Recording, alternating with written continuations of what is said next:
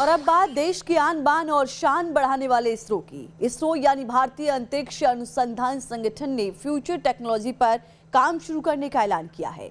इस future technology के तहत ऐसे रॉकेट बनाए जाएंगे जो काम पूरा करने के बाद खुद को खा जाएंगे।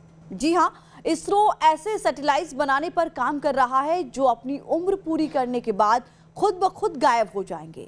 इतना ही नहीं, अगर लॉन्च के बाद किसी रॉकेट में कोई गड़बड़ी आती है तो आर्टिफिशियल इंटेलिजेंस के जरिए वो रॉकेट खुद ही वो गड़बड़ी दूर भी कर लेगा।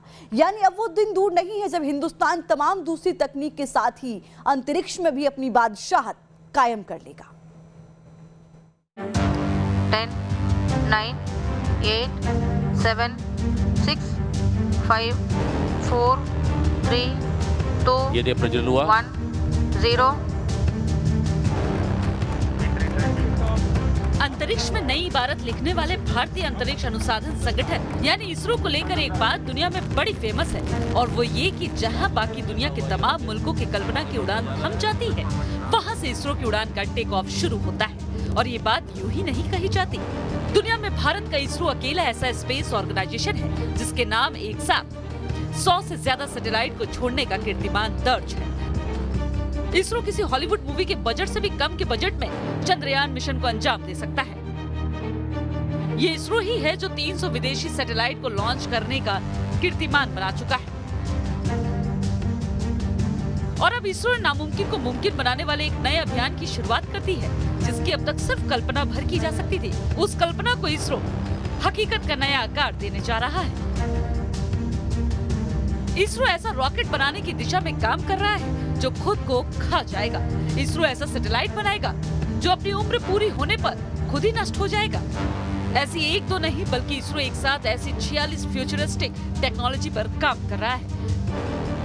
इसरो के चेयरमैन के सिवन ने इस तकनीक को लेकर कहा, हमारे सभी रॉकेट्स में मेटल केस होता है जो लॉन्च के बाद या तो समुद्र में गिर जाता है या फिर फाइनल स्टेज के बाद कचरे के तौर पर अंतरिक्ष में रह जाता है। हम एक ऐसी तकनीक पर काम कर रहे हैं जिसमें रॉकेट खुद को ही पूरी तरह खा लेंगे, जिससे ना तो समुद्र में कचरा गिरेगा और ना ही अंतरिक्ष में मलबा बनेगा। हम रॉकेट की बॉडी बनाने के लिए किसी खास मटेरियल की तलाश में हैं जो मोटर के साथ खुद को खत्म कर सके। दरअसल किसी भी सैटेलाइट को जब अंतरिक्ष में छोड़ा जाता है तो इसका कचरा धरती से लेकर अंतरिक्ष तक फैलता है। कैसे, अब वो समझिए।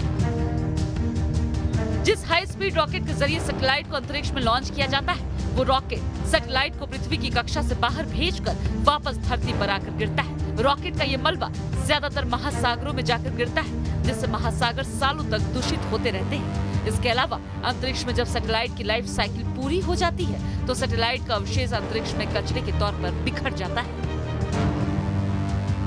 लेकिन इसरो ऐसी तकनीक पर काम कर रहा है जिससे सैटेलाइट लॉन्च करने वाला रॉकेट भी खुद को नष्ट कर लेगा और अंतरिक्ष में सैटेलाइट अपनी लाइफ स्पैन पूरा करने के बाद किल बटन से खुद को खत्म कर लेगा।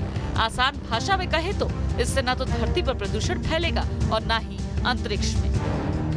अंतरिक्ष में जब कोई रॉकेट लॉन्च होता है तो उसकी स्टेज 1, स्टेज 2 आदि अंतरिक्ष में ही स्वयं को खत्म कर दें, या कोई ऐसा सैटेलाइट जो अंतरिक्ष में काम कर रहा है लेकिन किसी एक समय जो है वो डेड हो गया, तो उसको किस प्रकार से उसको निपटाया जाए तो वो स्वयं को नष्ट कर दे ताकि अंतरिक्ष में कोई डेब्री ना फैले।